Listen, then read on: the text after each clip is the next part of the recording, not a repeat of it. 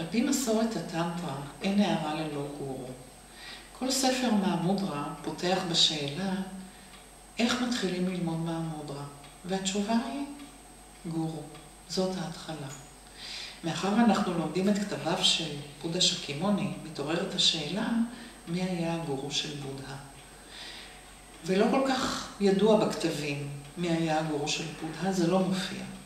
מה שכן אנחנו מבינים ויודעים, זה שמי שהייתה הגורו שלו הייתה דודתו.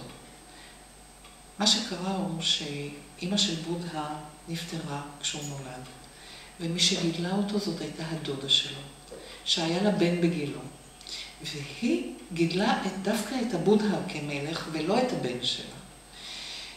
למרות שלאינטרסים האישיים שלה, לה היה עדיף שהבן הביולוגי שלה יהיה מלך. אבל היא גידלה את הבודה כמלך. ולימים כאשר הבודה הגיע להערה, הוא חזר למשפחה שלו. דודה שלו הפכה להיות התלמידה שלו. והיא שכנעה אותו לפתוח קהילות לימוד גם לנשים, מה שלא היה מקובל באותה תקופה, וגם מה שהבודה לא כל כך תכנן לעשות.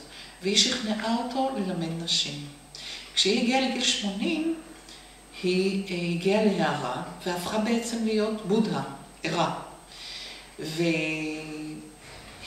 היו הזכויות כמו הזכויות של הבודה.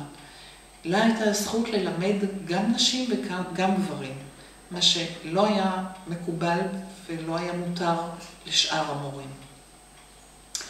ומה שאנחנו בעצם למדים מהעובדה הזאת, היא שיכולים להיות לתלמיד מורים רבים שיהיו להם כלים טובים וחשובים, רק הדבר הכי חיוני שתלמיד צריך כדי להגיע להערה, הדבר הכי חיוני שהוא צריך מהגורו שלו, זאת בודהיצ'יטה, החמלה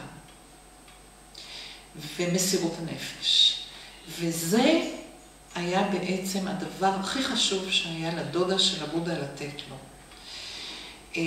ואז אנחנו מבינים שהתמצית של הלימוד שגורו יכול לתת לתלמיד שלו, זאת הבודהיצ'יטה, החמלה. תודה.